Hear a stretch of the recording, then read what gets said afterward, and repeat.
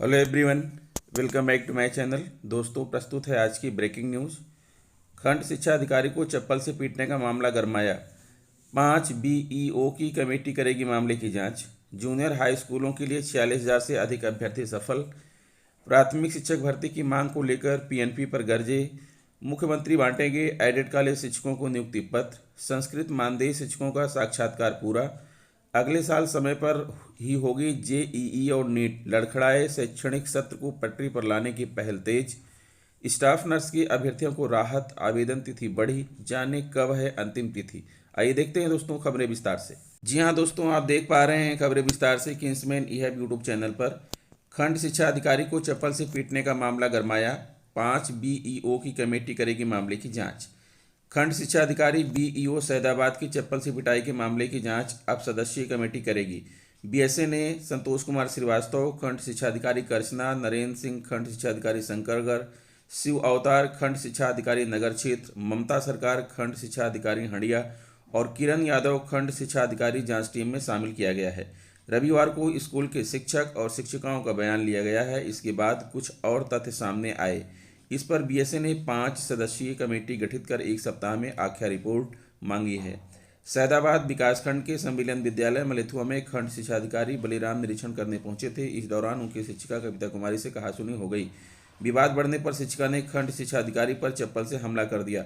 शिक्षिका ने भी खंड शिक्षा अधिकारी पर तमाम आरोप लगाए थे। इस मामले में आरोपित शिक्षिका को बीएसए ने निलंबित कर दिया था। साथ ही मामले की जांच बीईओ हंडिया ममता सरकार को सौंपी थी। बाद बीएसए ने इस मामले में 3 सदस्यीय कमेटी जांच के लिए गठित कर दी, लेकिन रविवार को विद्यालय के अन्य शिक्षक और शिक्षिकाओं का बयान लेने पर कुछ और तथ्य सामने आए। इस पर बीएसए ने 5 सदस्यीय कमेटी गठित की है। उन्होंने मामले में विद्यालय में वर्ष 2020 अद्यतन अध्यापक उपस्थिति, लॉगबुक के आधार, अवकाश, अवकाश स्वीकृति आदेश, सीसीएल अवकाश, चिकित्सा अवकाश के पश्चात फिटनेस प्रमाण पत्र के आधार पर कार्यभार ग्रहण तथा विद्यालय की शैक्षिक गुणवत्ता समेत अन्य बिंदुओं पर जांच कर संयुक्त आख्या रिपोर्ट मांगी है। साथ ही इस मामले में समस्त स्टाफ, विद्यार्थी, विद्यालय प्रबंध समिति, ग्राम प्रधान और अभिभावकों, रसोइयों आदि से भी प्रकरण में जानकारी करना है। जूनियर हाई स्कूलों के लिए 46,000 से अधिक अभ्यर्थी सफल। अब बनेगी मेरिट। इसी के आधार पर अभ्यर्थियों का होगा फाइनल चयन। प्रयागराज सूबे के अशासकीय सहायता प्राप्त एडेड जूनियर हाई स्कूलों के प्रधानाध्यापक व सहायक अध्यापकों की भर्ती का परिणाम घोषित हो गया है। परीक्षा नियामक प्राधिकारी ने सोमवार को प्रधानाध्यापक, सहायक अध्यापक चयन परीक्षा 2021 को लिखित परीक्षा का परिणाम जारी कर दिया है। दोनों पदों के लिए 46,000 से अधिक अभ्यर्थियों को सफलता मिली है, जिसमें 1504 सहायक अध्यापक पदों के 45,257 अभ्यर्थी सफल हुए हैं। वहीं प्रधानाध्यापक के 390 पदों के लिए 1,722 अभ्यर्थी सफल घोषित किए गए हैं। अब मेरिट के आधार पर अभ्यर्थियों का चयन किया जाएगा। परीक्षा नियामक प्राधिकारी की ओर से जारी विज्ञापन के अंतर्गत सहायक अध्यापक के रिक्त पदों के सापेक्ष कुल 3,35,491 अभ्यर्थियों ने आवेदन किया था। 20 दिसंबर तक देखे परिणाम। पर अभ्यर्थी परीक्षा नियामक प्राधिकारी की वेबसाइट पर 20 दिसंबर तक परिणाम देख सकते हैं। अभ्यर्थी परिणाम का प्रिंट भी ले सकेंगे। प्राथमिक शिक्षक भर्ती की मांग को लेकर पीएनपी पर गरजे। प्रतियोगी बोले, प्रतियोगी जब भर्ती नहीं निकालनी तो डीएलएड क्यों। शिक्षक भर्ती की मांग को लेकर पीएनपी पर गरजे प्रतियोगी। प्रदेश की परिषदीय स्कूलों में शिक्षकों के रिक्त पदों पर भर्ती की मांग को लेकर सोमवार को प्रतियोगी छात्रों ने सचिव परीक्षा नियामक प्राधिकारी कार्यालय पर प्रदर्शन किया। इस दौरान जमकर नारेबाजी की और तत्काल भर्ती का विज्ञापन निकालने की मांग की। प्राथमिक शिक्षक भर्ती की मांग को लेकर पीएनपी पर गरजे प्रतियोगी। बोले, प्रतियोगी जब भर्ती नहीं निकालनी है तो डीएलएड क्यों।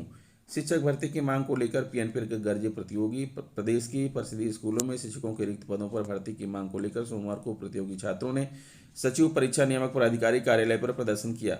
इस दौरान जमकर नारेबाजी की और तत्काल भर्ती का विज्ञापन निकालने की मांग की। प्रदर्शन प्रतियोगी छात्रों का कहना था कि सरकार को जब शिक्षक भर्ती नहीं निकालनी तो फिर डीएलएड प्रशिक्षण क्यों कराया जा रहा है। हर साल लाखों की संख्या में डीएलएड प्रशिक्षु निकल रहे हैं, लेकिन भर्ती नहीं निकाली जा रही, जबकि पीजीटी, टीजीटी के पदों पर हर वर्ष भर्ती की जा रही है। प्रतियोगी छात्र विनोद पटेल ने कहा कि अगर जल्द सकारात्मक परिणाम नहीं आए तो प्रशिक्षु लखनऊ में विधानसभा और लखनऊ का घेराव करने को मजबूर होंगे। प्रदर्शन में रजत सिंह, दुर्लभ, रमाकांत, सुनील, शिवम आदि मौजूद रहे। मुख्यमंत्री बांटेंगे एडेड कॉलेज शिक्षकों को नियुक्ति पत्र। लखनऊ 4,512 अशासकीय सहायता प्राप्त एडेड माध्यमिक कॉलेजों के चयनितों को जल्द नियुक्ति पत्र मिलेगा। इसका शुभारंभ मुख्यमंत्री योगी आदित्यनाथ से कराने की तैयारी है। शिक्षा निदेशालय ने इस संबंध में शासन को प्रस्ताव भेजा है। मुख्यमंत्री की ओर से तारीख तय होते ही जिलों में नियुक्ति पत्र वितरित किए जाएंगे। माध्यमिक शिक्षा सेवा चयन बोर्ड उत्तर प्रदेश ने एडेड माध्यमिक कॉलेजों में रिक्त प्रवक्ता व प्रशिक्षित स्नातक पीजीटी टीजीटी के 15,000 से अधिक पदों पर जनवरी में आवेदन लिया था। दोनों परीक्षाओं का परिणाम आ चुका है।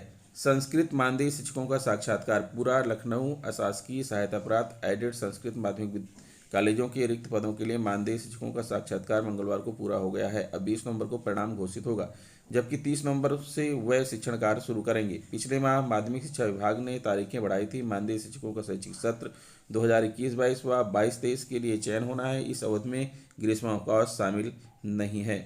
अगले साल समय पर ही होगी जेईई और नीट। लड़खड़ाए शैक्षणिक सत्र को पटरी पर लाने की पहल तेज। नई दिल्ली कोरोना संकट के चलते इंजीनियरिंग, मेडिकल सहित उच्च शिक्षण संस्थानों के लड़खड़ाए शैक्षिक सत्र को पटरी पर लाने की पहल तेज हो गई है। जो नई रणनीति बनाई गई है उसमें कोरोना जैसा कोई नया संकट पैदा नहीं हुआ तो अगले साल यानी वर्ष 2022 में जेईई ज्वाइंट एंट्रेंस एग्जाम व NEET national eligibility cum entrance test अपने तय समय पर ही होगी। इन संस्थानों में इस साल होने वाली दाखिला प्रक्रिया को तेजी से पूरा करने पर भी जोर दिया गया है। शिक्षा मंत्रालय ने यह पहल उस समय तेज की है जब उच्च शिक्षण संस्थानों में शैक्षिक सत्र अपने तय समय से करीब 3 से 4 महीने देरी से चल रहा है। वैसे तो दाखिले की यह प्रक्रिया जुलाई अगस्त तक हर साल पूरी हो जाती थी, लेकिन अभी यह नवंबर दिसंबर तक चल रही है। सूत्रों की माने तो मंत्रालय ने इस संबंध में शिक्षाविदों से भी राय मांगी है। माना जा रहा है कि उनकी राय आने के बाद मंत्रालय सत्र को पटरी पर लाने को लेकर और भी जरूरी कदम उठा सकता है। स्टाफ नर्स के अभ्यर्थियों को राहत। आवेदन तिथि बढ़ी, जाने कब है अंतिम तिथि। उत्तर प्रदेश लोक सेवा आयोग यूपीपीएससी से स्टाफ नर्स सिस्टर ग्रेड 2 पुरुष महिला परीक्षार्थी परीक्षा 2021 के अभ्यर्थियों को राहत प्रदान करते हुए ऑनलाइन आवेदन सबमिट करने की तिथि 19 नवंबर तक बढ़ा दी है। स्टाफ नर्स की परीक्षा में निर्धारित कटऑफ के तहत संबंधित अभ्यर्थियों को 13 नवंबर तक ऑनलाइन आवेदन सबमिट करने का समय दिया गया था। वेबसाइट में गड़बड़ी के कारण हजारों अभ्यर्थी आवेदन से वंचित रह गए। अंतिम तिथि बढ़ाए जाने से अभ्यर्थियों को अब आवेदन का मौका मिल गया है।